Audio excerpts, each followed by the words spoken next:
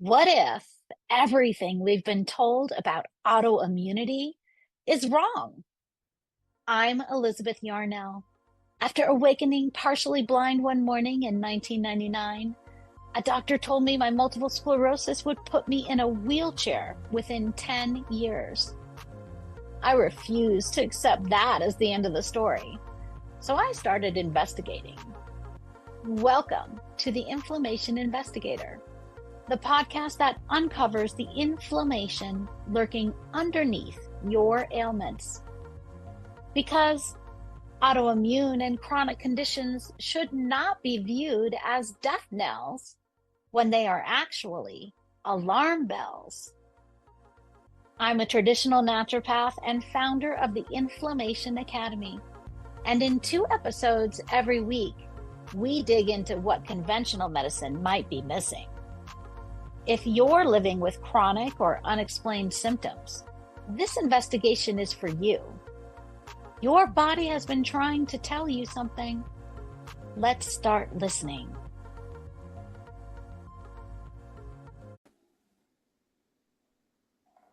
Hi, and welcome back to today's Inflammation Investigator.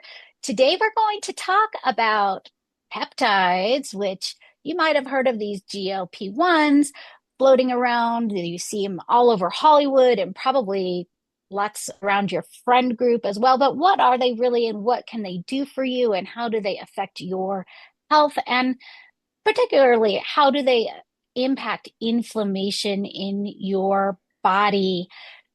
Today, we're going to talk with my good friend, Rachel Smith, and she's going to tell us a lot about the connection between autoimmunity and peptides and toxicity and mold and all sorts of other things. So let me tell you a little bit about Rachel first. Rachel Smith is a functional diagnostic nutrition practitioner, breathwork facilitator, speaker, podcast host, and founder of Natural Health Rising, an online functional medicine practice serving clients worldwide. After naturally putting her own autoimmune disease into remission, Rachel has helped hundreds of others naturally reverse symptoms of autoimmune disease, mold illness, and other chronic health challenges. Rachel's unique RISE approach, RISE, combines functional medicine lab testing, nutrition, lifestyle changes, nervous system work, and addresses hidden infections and detoxing from environmental toxins in order to help clients heal and thrive. Her mission is to bring functional medicine and holistic health practices to the world and help as many people as possible rise to their healthiest, happiest, most empowered selves. Rachel, I am so excited to talk with you today. Thanks for coming on the pod. Me too. I'm so glad that we're able to connect again and have this conversation, Elizabeth. Yes, I think Rachel, we met like 5 or 6 years ago at a conference? I think maybe 2021. Yeah, I think you Yeah, might be at Mindshare. right. Yes. So why don't you start by telling us, how did you get to what you're doing now? What's your story? Sure. Let's see. Well, I was a pretty sick kid, I would say. Throughout my whole childhood, I had all sorts of weird symptoms, digestive issues, um, migraines, all sorts of things. And I would be taken to the doctor, and then nothing would be wrong with me. And I just kind of learned to live with that. And it wasn't until my late teens, early 20s, where things actually got worse. And it was kind of surprising because I was pretty active. I was an athlete in high school, and I thought that I ate okay, but I was still probably eating more of a standard American diet. And it got to the point where I was falling asleep in my college classes. I was having heart palpitations all the time, trouble swallowing, panic attacks, sleep issues, digestive issues. It just kind of snowballed. And I, again, was leaning on conventional medicine, going to lots of different doctors, and every time they said, blood work looks good, we haven't found anything, maybe you're just anxious, maybe you're just stressed out. And I took it upon myself to start researching. I was listening to whatever podcasts were out at that time. This was, how long ago was this? This was like at least 10 years ago, or more. And started just trying to implement little things here and there. Nothing was quite moving the needle. And then one night I woke up in the middle of the night and my heart was going like 180 beats per minute or something. It was super high. I called 911. I said, I think I'm having a heart attack. So they come, they hook up the EKGs and everything. They're like, yep, definitely weird stuff going on. We're going to take you into the hospital. And I wound up in the hospital for over a week where they did an exploratory heart surgery on me. Oh my gosh. Yeah. And I actually remember this where I was laying in the bed and I remember I asked one of the nurses, are you sure you checked my thyroid? Because I had been doing so much research at the time on my own that I learned about Hashimoto's and how that could cause heart palpitations and things. And she goes, no, like you're being silly, basically. We looked at everything. We got to do this heart surgery. So what am I going to do? I was terrified. So I went through this with this heart surgery. I woke up and they had found nothing wrong with my heart. And Which is true, but yes. Also crazy that I went through this. It was like $100,000 crazy surgery. Oh my gosh. So they wanted to hook me up on an EKG, monitor my heart, see a cardiologist and go down this whole crazy path. And I said no. And I said, I don't want it. I'm done. I am going to find a functional medicine doctor. I had not seen one yet. So I found the best thyroid specialist that was in like the Tampa Bay area where I was living.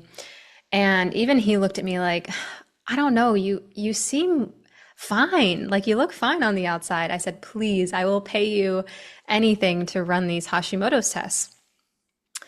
Test came back and he said, yep, your labs look like that of one of my 80-year-old patients. Like your thyroid is terrible, your gut's destroyed, you have a million food sensitivities.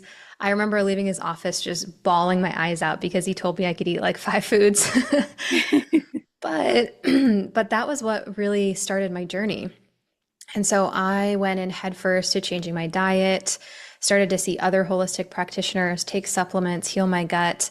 And within a matter of months, so many of my symptoms had gone away. The heart palpitations reduced, digestion got better, my energy started coming back. And I just got so excited about it that I said, I have to figure out how to heal my body the rest of the way. And also, I want to teach this to people.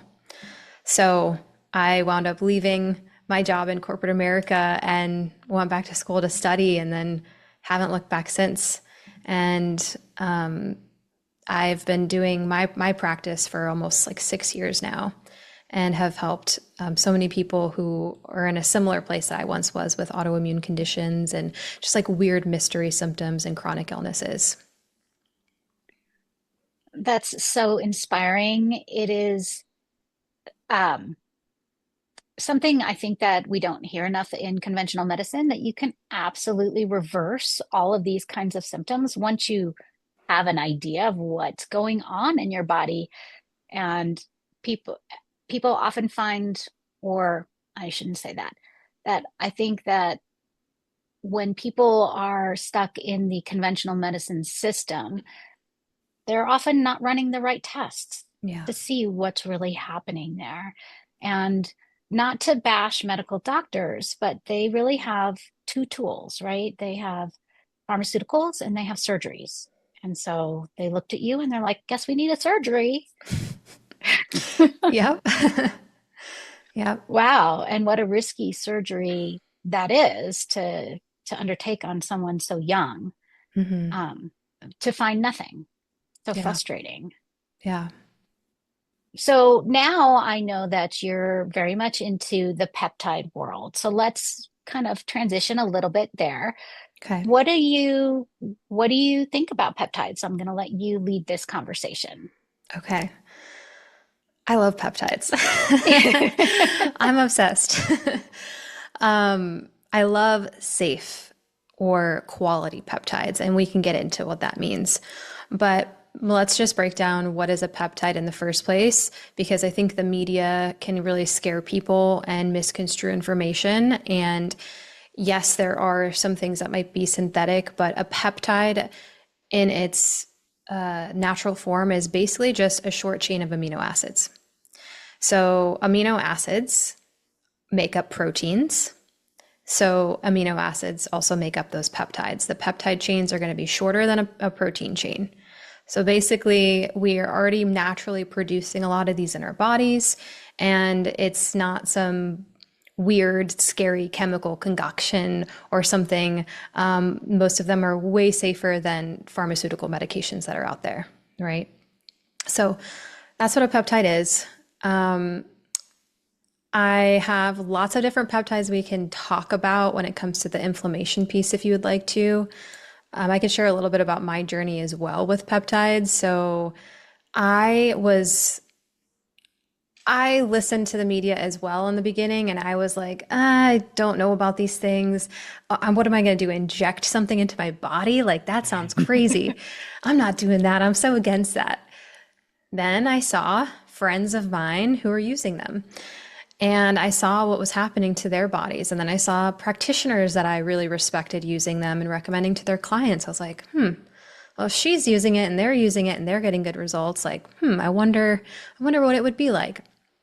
So I dove into the research, and I am somebody who will try almost anything once, and I like to test my own body. Most of the things I'm going to recommend to a client, I like to try to test it for myself first, just to know exactly what I'm talking about. So I actually started microdosing tirzepatide last year, and that one thing alone blew my mind. And then since then, I've tried like 5 or 6 different ones, and I'm just having fun with it right now of like kind of biohacking my body and seeing what I like and what works well for me. I mean, everybody's body is going to need different dosages and respond little bit differently and need different things. So I do think if, obviously this isn't medical advice, but if somebody was out there who's curious and wanted to get it through a physician safely, it is truly an N equals 1 experiment on top of course, the data and things that we do have. Go ahead. I wanted to ask you to define what does that mean, microdosing? Yes. So this has become a lot more popular with the GLPs, like the GLP-1s or the GLP-GIP. So a lot of people have heard of like Ozempic or tirzepatide. And when people are using them in the standard dosages, let's say someone takes tirzepatide and they take like 7 milligrams. That's actually, that's a lot to me. But a lot of the doctors out there are prescribing this for weight loss. And when we're taking it at such a high dose, this is where people see a lot of negative side effects. You hear of the Ozempic face, and you hear people losing all their muscle, and their digestive system gets messed up, and all of these kind of their hair falls out, right? Because they're losing weight so fast that they cannot keep, their body can't keep up, so they lose the muscle, they lose the hair, they're not getting in enough nutrients, and they're often not educated on the things that you should be doing to make sure that that doesn't happen in the first place, which is eating a healthy diet, eating anti-inflammatory, eating high quality, good amounts of protein, lifting weights, and maintaining your muscle mass. So that's just not being taught to that general population where they're getting those prescriptions. Microdosing is a little bit of a newer thing. It's a little bit more of a biohack where we can take really small amounts of these peptides and still see the benefits that they're intended to give us while significantly reducing side effects or even getting rid of them completely and having somewhat of like a longevity benefit to them. So a standard microdose of tirzepatide, where I said someone might take 7, maybe more like 2.5 milligrams or lower.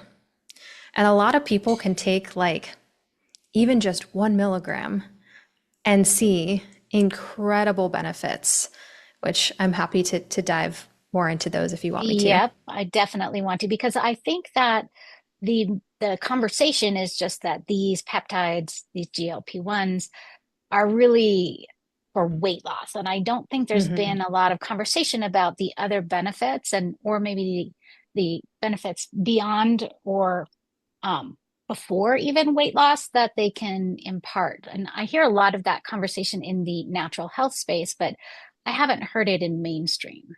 Yeah. So Yeah. can you tell us? I mean, you mentioned longevity. How does that work? Yeah. So, and first of all, I want to point out too that these specific ones, I really like tirzepatide. It's the GLP, GIP. These have been studied at large. There's really strong human clinical trials on these, with thousands of participants, and these are FDA approved. So there are some different peptides that aren't going to be have as much robust scientific literature behind them. So these do. And basically, how they're working is they're going to help manage your metabolic response to food. So we naturally are going to produce, or we have our GLP-1 GIP that's naturally released from our gut after we eat. And Hmm. if we're taking that, we're obviously going to have a stronger amount of that. That's going to stimulate the release of insulin. It's going to slow gastric emptying, and it's going to signal reduction of appetite. So that's part of how it's working for the weight loss portion, right? We have that insulin secretion.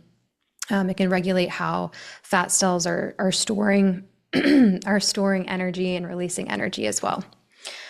And it Well, makes you feel fuller. That's what you're saying about satiety.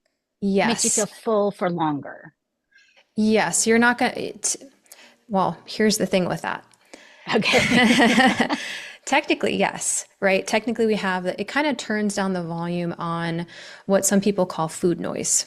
Right. So you're maybe if you're somebody, I actually, this was me. I had a lot of food noise in my head where I would think about eating most of the day. When's my next meal going to be? What am I going to eat? I wasn't overweight, but I had this like mental chatter about food.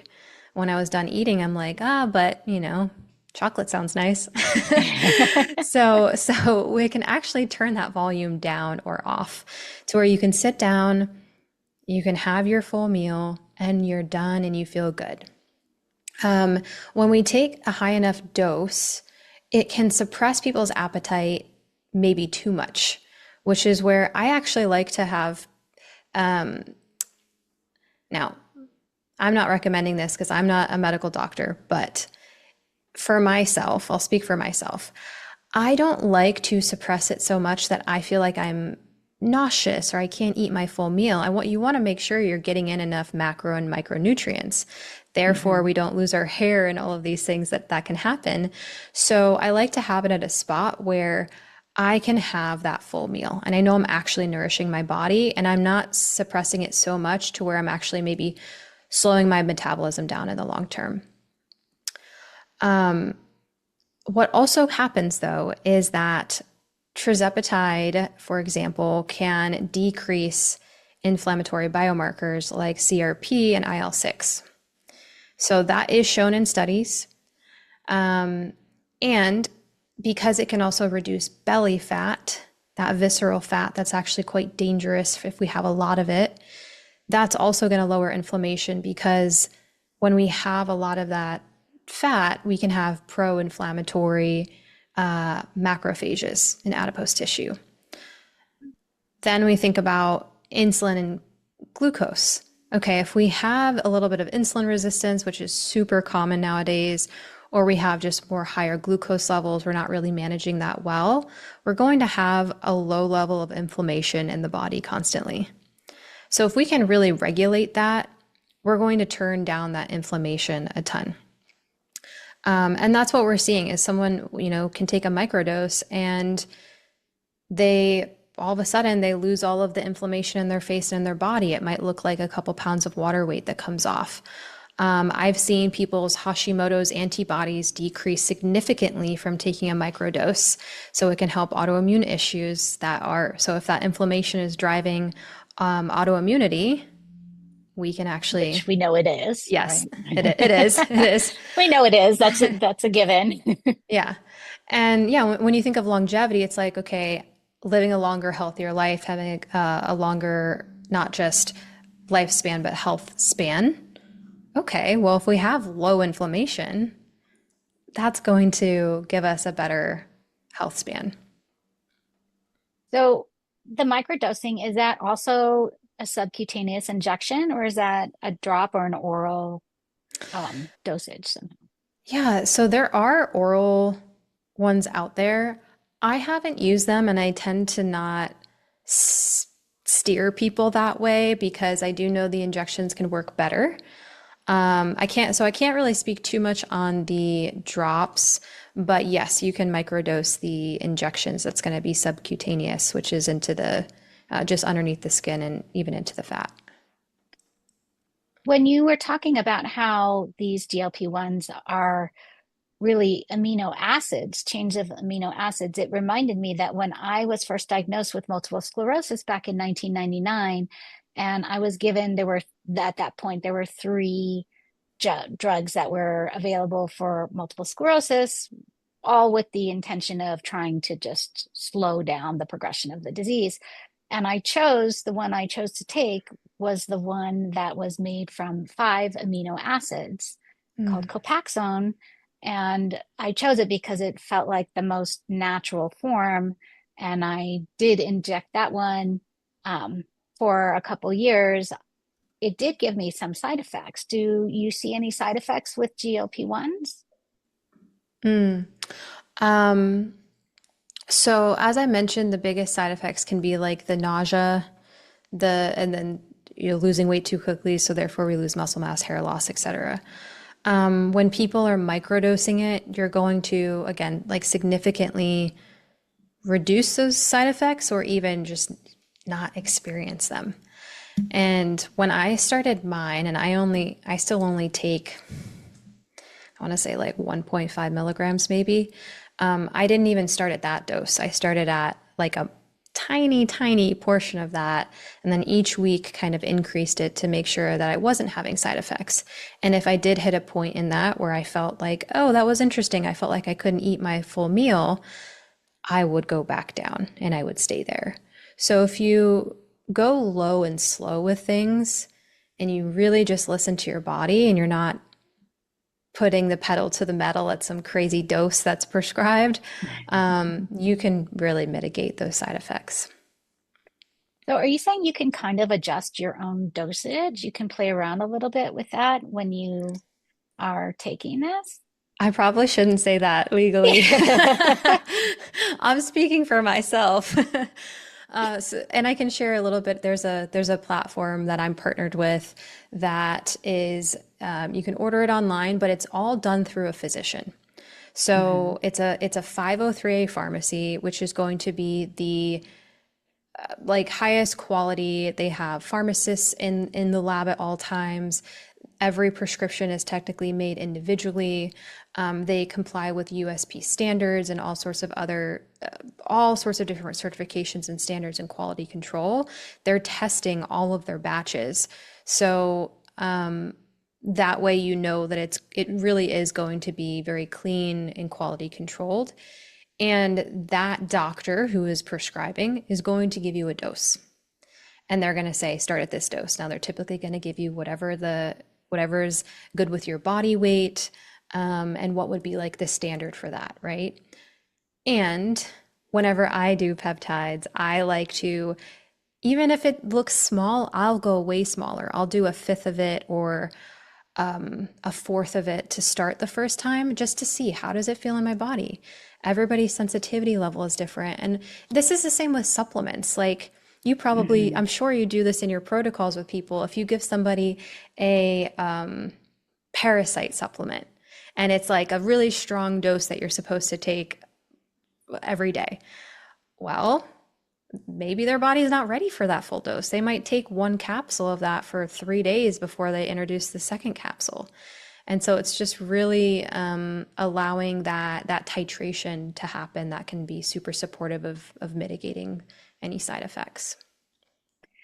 Um, I know that it's really important to understand if you are going to do a peptide, the Mhm. laboratory procedures and where the lab is sourcing their peptide materials because I just read something that says a lot of the peptides are coming from China that are being marketed here in Yes. the US. Was So that my email?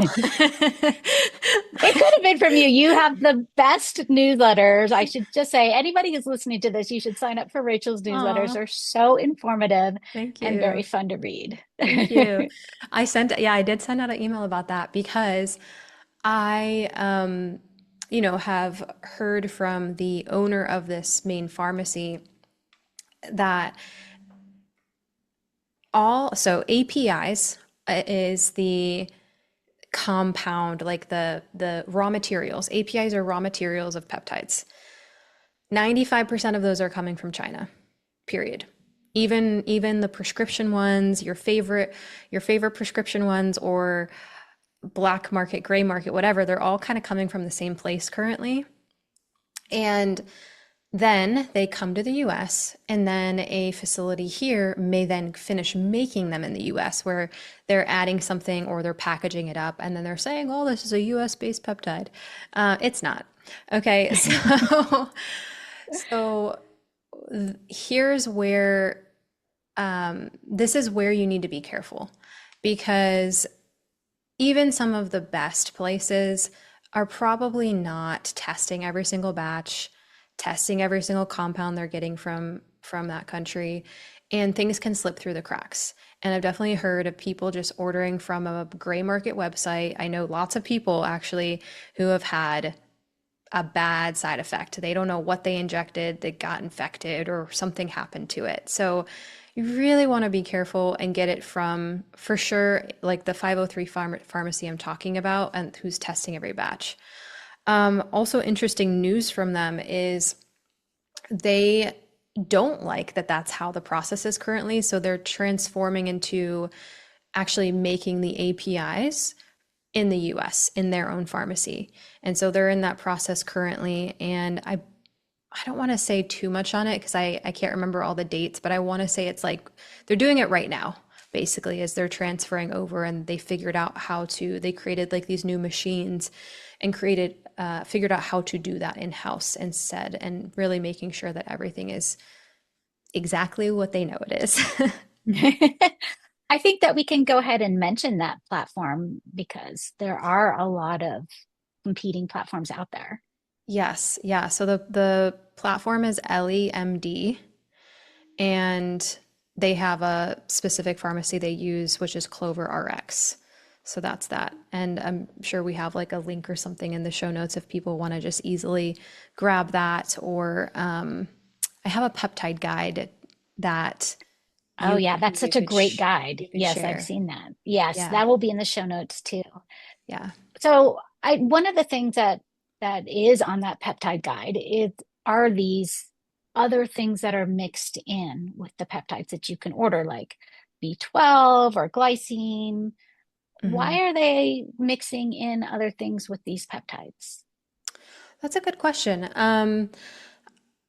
Well, first off, I think a lot of people are low in B12 due to gut dysfunction, not eating enough of the right foods. I mean, B12 is going to come from animal protein, so B12 is going to give you more energy. It's going to help your general cellular health. So that can be great for more of like an energy component. They put in glycine in some of them if you're wanting to support like muscle repair and muscle retention. And then I want to say the other one is L-carnitine. Yep, I think that's it off the top of my head. L-carnitine is in there more for like a fat burning effect. So I think they really do it just to see like, hey, we want to add a little bit of additional boost for your health in there. Here's some different unique things that you could use based upon the additional added benefits that you may want. I do think that people should kind of try these things in supplements and make sure they like them, the Hmm. effects on their body before they inject them into their body.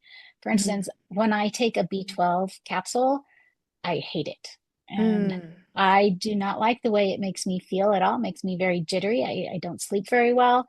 And Hmm. so the thought of having that injected into my Hmm. body where it would be in my body for a week or so, that would make me very uncomfortable. So Whereas something like glycine, which is a neurotransmitter, which I take every night to sleep in a capsule form, would make me more comfortable. Um, Yes. Yeah, I think that's fair. I think that's definitely fair to say. I do know that they use methylcobalamin for the B12, which is good for, as a lot of people have methylation issues. And then the additional nutrients they put in there are not super high and definitely not going to last as long as the tirzepatide itself would last. So oh, there's some nice piece there where it's like you're not going to be on this crazy dose of glycine for a week or two. I personally don't know if I notice any. I've tried all the B12 one and the glycine one so far, and I can't tell a difference. But I totally agree. Like if you've never taken L-carnitine, probably don't want to take L-carnitine. You might be better off with like glycine, which is if anybody takes magnesium glycinate out there, you've taken glycine basically. right, right. Yeah, good point. Yeah. So another conversation I've been hearing a lot about are the when you do the combination of like hormone replacement therapy for perimenopausal, menopausal women, um, along with the peptides, that really they kind of enhance each other. Do you know anything about that combination? Yeah. So a lot of perimenopausal and menopausal women love peptides. They have like they have the best benefits because as your hormones are declining, you see so many shifts in your mood, your energy, just your overall health. It can be very challenging. You know, your weight becomes more stubborn when you go into menopause and Your whole body shape changes. everything. Yeah, you become more insulin resistant. Like it can feel scary and hard. And like, I mean, I'm not in that place, but I've talked to so many women who have gone through this and they're like, I don't know what to do. You know, my body's just not the same. And so when you introduce, say, a microdose of tirzepatide and you've been trying to lose weight for the past 10 years, but you couldn't, oh wow, my body's finally losing some of that inflammation and weight that I've been holding on to because of my hormonal changes. Mm. Or NAD plus. It's not a peptide, but it's a coenzyme, and we lose a lot of NAD as we age. Therefore, we're going to feel more fatigued. So, okay, now we introduce some NAD. We have higher levels. Okay, great. We have more energy. Maybe we can think a little bit clearer. So there's so many different ones that can come in and support that phase of our life. And HRT, hormone replacement therapy, it used to be scary, right? There used to be a black box warning on HRT, and there were outdated studies that were being used. I think it was like a 2002 study that scared everybody about estrogen. Right. And the black box warning has been removed. And we know that if you start these hormones within about 10 years of menopause, you're going to reduce the risk of things like osteoporosis, cardiovascular issues, the Alzheimer's. I think that's very important. There's so many things that estrogen can be supportive of. So yes, absolutely integrating HRT plus potentially a peptide or something that would help for your specific issues can totally change your experience of menopause. I would agree. I want to backtrack a little bit to what you were saying about how there isn't a lot of maybe advice about how to maintain or build a lifestyle for a lot of people once they are given these peptides. I have a friend who lost 80 pounds on one of the injectable peptides. Fantastic. She needed it. She was super happy. But it upset me because her doctor didn't give her any advice or guidance on, oh, well, while you're doing this, since you had put on 80 pounds before, we need to talk about how to change your diet. You need to be having exercise. You need to be doing weights and things like that to minimize that muscle loss. And Mhm. one of the effects that she had was she actually developed like a round bald spot in the center of her top of her head Yeah. crazy in her mid 50s from taking these peptides. And on top of it, she really didn't, I mean, she lost 80 pounds, fantastic. So she was much smaller, but she wasn't in any kind of shape. And at one point during this journey, she actually went to the emergency room because she was faint and she passed out. And it turns out she hadn't like eaten in days. Yeah. So that's the whole story of being prescribed way too high of a dose. And people really thinking it's almost like a badge of honor that they're not eating food.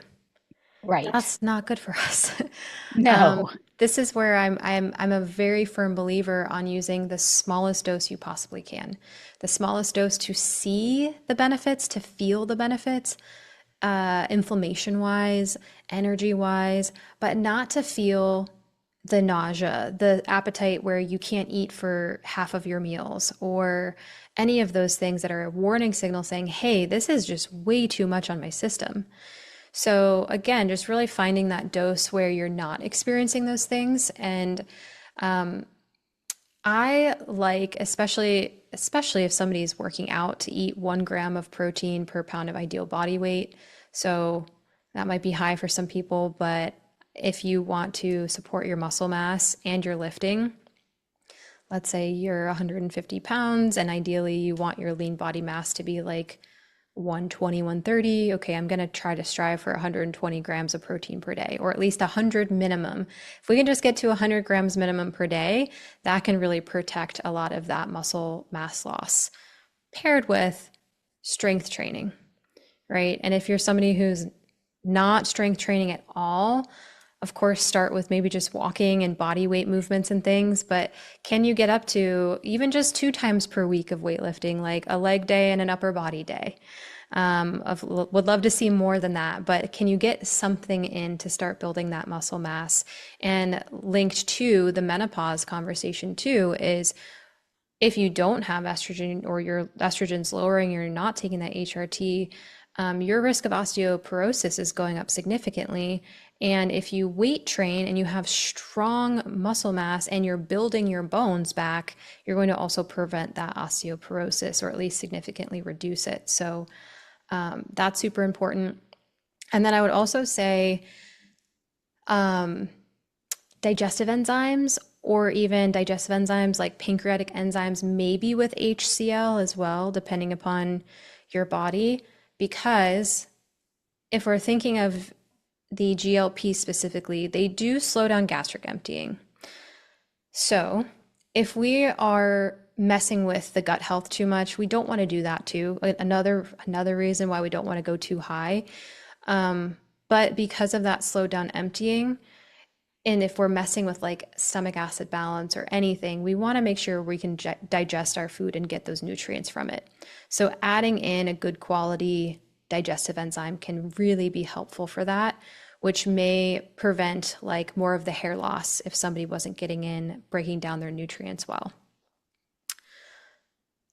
Yes, anyone Yeah. who's in my community knows how fanatic I am about digestive enzymes. Uh-huh. Dr. Loomis, who discovered digestive enzymes in the 1970s, he really believed that everyone over the age of 40 universally should be supplementing with plant-based digestive enzymes Hmm. regularly because our bodies really weren't designed to live that long and we wear things out. And so, yes, digestive enzymes. And for anyone who's unsure what digestive enzymes do, they you take them with your food and they just literally break your food into little pieces. That's Hmm. all they do. So that when your food leaves your stomach and goes in through your intestines can pick up the nutrition from it. Because if your food is still in too large of pieces because you have impaired digestion, which I'm going to say the great majority of Americans probably have, Yeah. um, then the bowels can't absorb or assimilate those nutrients. So you're just passing them through. But the other thing that I wanted to pick up on that you'd said was that slowing of that motility, that Hmm. slowing of digestion. I have another friend who is on one of these GLP-1s, and she revealed to me the other day that she only has a bowel movement every 3 or 4 or 5 Mm, days. that is, wow. So, okay, motility movers and magnesium, right? Like if somebody really Yes. needed to, artichoke, ginger, these things that help with like bile flow motility, which is movement of the intestines and the food through the intestines. And then maybe like a magnesium. Glycinate is great for absorption and relaxation, but if you're still struggling, maybe you need to add in a little magnesium citrate or something to help the bowels move a little bit better. And this is really where working with like a functional health practitioner or someone who knows this stuff and knows maybe they can even run labs on you and look at your nutrient levels and see what's going on with your digestive system. Maybe you need a GI map or something or some sort of gut test, but that's where, yes, we can get these peptides very easily now, but it can be helpful to have that additional guidance to support you and make sure that you're not having any sort of negative side effects from these things. Right. Maybe the lesson is that even if you are experiencing the weight loss that you are searching for and hoping for, doesn't mean necessarily that you're healthier. Yeah. And look, so many people don't actually need the peptides. I, I love the peptides, but even my clients, like, I don't say first call with them, hey, let's put you on peptides. No. I'm Uh-huh. saying let's change your nutrition, let's get your inflammation down naturally, let's fix your gut health as you do too. I know in your practice, like Yeah. you're doing all of the foundational work. And then if I see, okay, I see you're really struggling here, maybe we think about this. You know, you've got the foundations down, and now I see that there's a 10% more that we could improve, 20% more that, hey, let's see if this would be something that would be helpful for you. But it shouldn't be a band-aid approach. It should be a complement to the foundations of sunshine, sleep, nutrition, movement, all of those things, right? Right. Healthy living, right, in Yeah. general, which is what we should all be striving toward, not necessarily having a certain weight on the scale, but having that health in our body and that um, absorption of nutrients and that longevity piece, which doesn't come from being skinny. It Hmm. comes from all of those practices that you just mentioned. Yeah, absolutely. So if Um, you were to, oh, go ahead. I was gonna say, do you want me to cover any other peptides? Sure.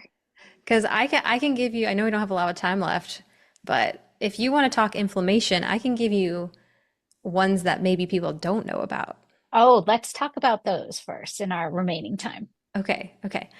Because yeah, I think people have heard, and hopefully I demystified the GLPs a little bit for people, but there are some cool ones out there that I've been trying that I think are pretty fascinating.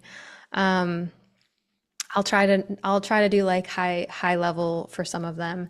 So one that I think is really interesting is KPV. Are you familiar with that one? I have never heard of that. What is it? Okay. So it's a tripeptide. It's lysine, proline, and valine. Okay. And it directly suppresses inflammatory cytokines, so TNF alpha, IL-6. And I will say this is one of them that is currently cell studies in animal models. There's no clinical human trials yet, but I also know a lot of people who have used it for ulcerative colitis, inflammatory bowel disease, which ulcerative colitis is, um, IBS, like all sorts of gut related symptoms, Crohn's, and see amazing results.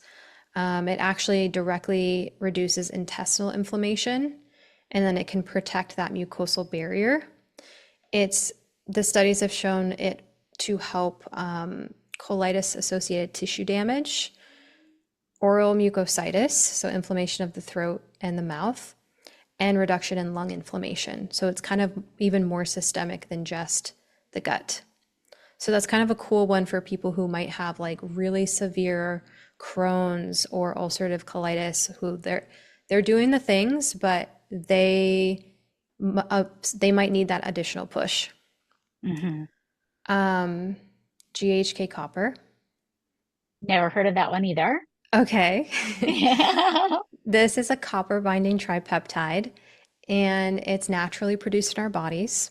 It starts declining as we age, and it helps with DNA repair, collagen and elastin production, fibroblast activation, and it's actually involved in 4,000 or influences expression of over 4,000 genes, including inflammation, antioxidant defense, mitochondrial function. A lot of people, so this has been studied more for like wound healing. Hmm. A lot of people love it for beauty stuff. So, your hair growth, your skin firmness, skin elasticity, the appearance of fine lines and wrinkles. So, it's All the things that collagen is a part of, right? yes, yes. Um, BPC Before we one, move on yeah. from that, Do you have a what question? about like, well, I have a number of clients who have Ehlers-Danlos syndrome. So they have Mm, collagen deficiency hmm. um, issues. Do you Yes. think that would be something that might be helpful for them? Hard to say with confidence because I don't want to say like it's going to be a magic pill for them or magic bullet for Uh-huh. them. Again, the human trials are like on wound healing. But if they, let's say they get the prescription and they're approved and there's no contraindications and they want to try it, I think it could be worth trying. Excellent. Okay. So what was that one called again before we move on to the next one? GHK copper. GHK So copper for it's spelled collagen. like the shorthand of copper, so GHK-CU. Oh, okay. Yeah. Excellent. Okay, that's helpful. Mhm. Okay, so there was another one you wanted to talk about. Yes. There's two that are often used together, which is BPC-157 and TB-500. TB-500 is a synthetic version of thymosin beta-4, and that's a peptide that your body naturally makes it's in your like your platelets and your wound fluid. And this one helpful for reducing inflammation, helpful for healing tissues. It's more of like a systemic healer for injuries or general repair. Human trials on that one are around like cardiac repair after Mhm. heart attack. So it's kind of interesting. BPC 157, this one is used actually it's pretty popular. It's body protective compound, so it's naturally made in our gut, in our gastric juices. So it can be really helpful for people with gut issues. IBS, leaky gut, ulcerative colitis, all of that stuff. Basically upregulates the tight junction so that it helps seal that gut back up. And it helps modulate nitric oxide and regulates blood flow, which helps with that tissue regeneration and inflammation process. So I'll leave it there because I don't want to like shoot too many at people. Oh, But but that's so interesting because we never hear about these peptides being used for really anything other than weight loss. mhm, yeah, But there are lots of them out there, it sounds like, and they can be used for a lot of different things. yeah, Um, I have clients who have really stubborn IBS, and it's just been super hard to get it under control, even with a customized anti-inflammatory diet and all of the other protocols that they are doing. Even with like adding butyrine and things like that to help heal their gut, they still are suffering more yes. than they should be. So maybe these are solutions for those types of people. Exactly. That's where I think that they are the most beneficial, is the people who are doing the work. And they just need the little bit of extra support that there's something in there that they're whatever it is, and then this can come in and just kind of smooth things out. Very good to learn about. Thank you so much for sharing that information. Is there anything else that you want to make sure people come away from this conversation understanding? I would say please be smart. Please be safe. Like again, don't get peptides from gray marketplaces online. Get them from a safe place. Make sure that a doctor's approving them, whether it's through the platform I talked about, or whether it is maybe through your own doctor who's well educated on that stuff, who can, support you in the right way and make sure there's no contraindications or issues with like medications you're on, or a disease or past health history that you have. And remembering that these things are so awesome, and I think that they are the future. And also, we cannot let our foundational health go to the side because of that, right? And so really just focusing on your nutrition, your exercise, your sleep, your sunshine, your stress, and that alone can move the needle so much for you. Right. So these peptides are not a substitute for being a couch potato and not changing anything about your lifestyle, right? Yes. Yeah. Rachel, thank you so much for coming on today. And if anyone's listening and they want to know more about peptides, please visit Rachel at where should people find you? My business is called Natural Health Rising, and that is my name everywhere. Naturalhealthrising.com, Natural Health Rising on TikTok, Instagram, YouTube. I respond to all my messages, so if you want to DM me anywhere, you can. And if you want to get yourself some of these peptides, I suggest going through Rachel because she is the expert and she has the connections to the clean, safe versions of these peptides so that you're not going to be sorry that you got them from a friend of a friend, which I know people who have done that. Yeah, yeah. And and there's also, I feel like the peptides are popping up everywhere, like in med spas Mm-hmm. and maybe people who aren't as well informed or well equipped to do follow-up care and really Yeah, understand how to make all of the lifestyle adjustments that really should be accompanying taking any of these peptides. yeah, absolutely. Definitely check the show notes. There will be lots of links to Rachel. Rachel, I am so glad you came on today. Really great to connect with you and to hear all about all of these amazing peptides, and especially the ones that are more unknown, that are really more directed toward inflammation. I think that maybe some of these can be turn out to be the missing links for a lot of people who are suffering from chronic inflammation, and even despite when they're doing everything else right. Absolutely. And one more quick thing I'll say is remember that research is always like 10 years behind. So any of the ones I mentioned where it's mostly animal studies and these things, but people are also getting great benefits. That's how science is slow, right? And information and real experiences are fast. So thank you so much for having me on the show, Elizabeth. This was so fun to get to chat about all this with you. I loved it. We'll have to have you back again. Thank Thank you. you. Thank And that's another case filed on the Inflammation Investigator. Remember, every symptom is your body's way of communicating. We just need to learn the language. If today's episode sparked something for you, I want to hear about it. Share your own investigation discoveries with me on social media at Elizabeth Yarnell, or find me at elizabethyarnell.com. Your experience could be exactly what another listener needs to hear. And make sure you're subscribed so you never miss an episode. And here's the thing about investigations: they work best when you're not going it alone.